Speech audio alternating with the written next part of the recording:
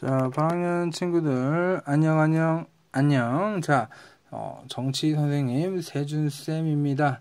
여러분, 저의 얼굴이 안 보인다고 해서 너무 좌절하거나 실망하지 마시고요. 자, 수업 시간에 열심히 쳐다봐 주시면 감사하겠습니다. 이 기계가 조금 바뀌어가지고 부득불 이렇게 촬영하는 걸 여러분 조금만 이번 차시 다음 차시까지만 좀 이해 부탁드려요. 미안해. 자, 이번 시간 수업 한번 나가볼게요. 여러분, 지난 시간에 그럼 뭐 배웠을까? 그쵸? 오케이, 예, 오케이, 대답 잘했어. 지난 시간에 그거 배웠지, 그치? 그게 뭐야? 정치과정의 주체가 누구일까? 라는 거 배웠죠. 자, 과거에는, 현재에는 정치참여 주체가 많이 좀 바뀌었다. 오늘날 들어오면서 정치참여 주체가 굉장히 다양해졌다. 하지만 그 다양화되면서 우리는 공식적 주체와 비공식적 주체로 두 가지로 나누어서 한번 살펴봤는데, 공식적 주체 뭐라 그랬어? 세 가지라 그랬지? 공식적인 주체 국가기관인데 세 가지 뭐야? 첫 번째 국회, 두 번째 정부, 세 번째 사법, 이렇게 세 가지 공식적 주체가 있다고 했지. 자, 세 가지 국회, 정부, 사법, 촉회, 정부, 사법, 이렇게 세 가지가 공식적 정치 과정의 주체다라고 했습니다. 세부적인 내용은 앞에 동영상 강의 찾아보시면 다 나와요. 책에도 다 나오니까 세부사항은 지금 여기서 말을 안 해드릴게요. 자, 마지막 사법에서만 헌법재판소 한번 기억해두고 가시면 될 것 같아요. 자, 여러분, 오늘 배울 거는 비공식 정치 주체를 한번 배워볼게요. 자, 비공식 정치 주체에서도 첫 번째 정당, 두 번째 언론, 세 번째 이익집단, 네 번째 시민단체, 이 네 가지에 대해서만 한번 알아보는 시간을 가지겠습니다. 자, 정당 한번 볼게요. 정당 페이지는 여러분 35페이지요. 35페이지. 자, 정당은 뭘까? 정당. 우리 새누리당 같은 정당을 당을 우리는 정당이라고 하는데, 정당. 자, 책에 나오는데, 자, 정치적 의견을 같이 하는 사람들이 권력 획득을 위해 만든 집단이다. 정당은 뭐야? 권력 획득을 위해서 만든 집단이라는 거야. 알겠어? 권력 획득은 무엇을 근육을 기르는 게 권력 획득일까? 막 총을 막 사나 그런 게 권력 획득일까? 아니죠. 권력 획득이란 거는, 자, 우리가 지지하는 당에서, 우리가 만든 당에서 어떤 대통령이 나오고요, 뭐 국회의원이 나오는 이러한, 그리고 또 지자체,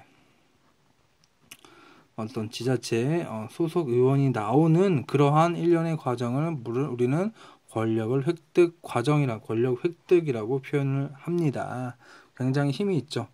새누리당에서 나온 박근혜 대통령, 이번에 대통령 다음 내년에 누가 될지 모르겠지만, 그 정당, 지금 민주당, 뭐 새누리당, 그다음에 국민의당, 이런 세 가지 정당, 뭐 다양하게도 물론 많이 있지만, 지금 메이저급 어떤 세 가지 정당에서 무엇을 위해 노력하고 있다? 지금 대통령을 만들기 위해서, 또 국회의원을 만들고, 또 지자체 어떤 장을 만들기 위해서 굉장히 노력하고 있다. 왜?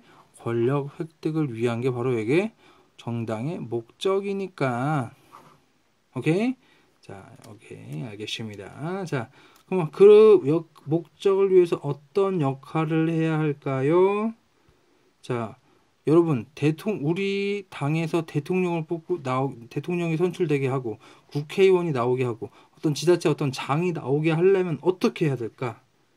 국민의 요구를 어떻게 해야 돼? 국민의 요구를 수렴해야겠죠. 국민의 얘기 듣지도 않는데 어떻게 그 당에서 대통령이 나올 수 있고 국회의원이 나올 수 있겠습니까? 국민의 요구를 들어야겠죠. 자, 우리는 왜? 투표를 통해서 권력이 획득이 되니까 그래. 자, 당연히 이게 가장 중요하다. 국민의 요구를 수렴하기 위해서. 자, 그렇다면 어때요? 예를 들어서 삼거리 한다리상의 앞에 여러분 육교를 하나 만들면 너무 좋을 것 같아. 한다리상의 주민들이 한 2,000명, 3,000명씩 된다고 해보자. 그러면 그 한다리 주민들의 요구를 들어주면 어때? 요구를 들어주는 당이 다음 선거에서 2000표, 3000표를 얻는 거 아니야? 그러니까 어때요? 당연히 그렇게 요구를 들어주겠죠. 2000표, 3000표를 얻기 위해서라도 굉장히 그치? 그렇게 요구를 들어줄 거란 말이야. 그러니까 어때? 국민들이 무엇을 원하는지 항상 돌아다니면서 들어봐야 된단 말이야. 시장도 돌아다니고 각종 문제 있으면 제일 쫓아가가지고 무슨 일인지 상황 파악 한번 해봐야 되고, 이러한 과정 중에서 정치에 참여가 되는 거고요. 그러한 정당이 정치가 참여한다는 것은 이런 정책에 반영할 수 있다는 어떠한 근거와 어떠한 어떤 역할이 분명한 그런 특징이 있는 거예요. 자, 정당 여러분 헷갈리지 마세요. 정당은 국가기관 아니야. 국가기관 아닙니다. 정당은 국가기관이 맞아 아니야? 아니야. 국가기관 아닙니다. 여러분. 정당 그냥 이익집단이에요. 정당은 이익집단의 하나예요. 국가기관이 아니라, 정당 안에 뭐 대통령도 있고 국회의원도 있을 수 있지만 정당 그 자체는 국가기관이 아니다라는 거 꼭 기억하시고요. 자, 두 번째 언론 한번 봐볼게요. 언론은 뭘까? 언론. 자, 우리가 흔히들 말하는 TV, 어떤 라디오, 어떤 뭐 잡지, 뭐 이런 것들을 우리는 바로 언론이라고 합니다. 즉 우리가 지지난 시간에 배웠던 어떤 여론을 형성할 수 있는 어떤 능력을 지닌 그런 단체를 우리는 언론이라고 하는데요. 뭐 신문도 들어갈 수 있겠다. 그치? 뭐 이러한 어떤 매체다. 여러분 지금 옥시가 굉장히 문제가 되고 있잖아. 근데 저 옥시 회사 옆에 안 사는데 어떻게 옥시 사태를 그렇게 잘 알 수 있었을까? 그렇죠. 언론을 통해 우리는 알 수 있었어요. 너무 옥시가 잘못한 것 같으니까 언론을 통해서 우리는 옥시 불매 운동을 했습니다. 나만 옥시 불매 운동하는 게 아니라 다 같이 옥시 불매 운동하는 거지. 그걸 우리는 뭐라 그래? 여론이라고 합니다. 여론을 만들어가요. 누가 만들어? 언론은 여론을 만들어가요 라는 거야. 이것이 바로 언론의 역할, 언론의 의미라고 말할 수 있겠네요. 여론이란 거 지지난 시간에 배웠는데 뭐라고? 국민 대다수의 의견이라고 했어요. 기억나죠? 아우, 잘했어요. 여론이라는 거는 국민 대다수의 의견입니다, 여러분. 그러니까 어떻게 해요? 국민 대다수의 의견을 누가 만들어? 언론이 만들죠. 그러니까 언론은 어떠한 정책에 대해서, 그러므로 어떠한 정책에 대해서 어떠한 정보를 확실하게 제공을 해야 되고요. 제공을 해야 되고요. 자, 잘못된 여론이 만들어지지 않게 합리적으로 비판하면서 여론을 만들어야겠죠. 잘못된 여론이 만들어지지 않게 합리적 비판으로 여론을 만들어야 되고요. 또 정책 결정에 있어서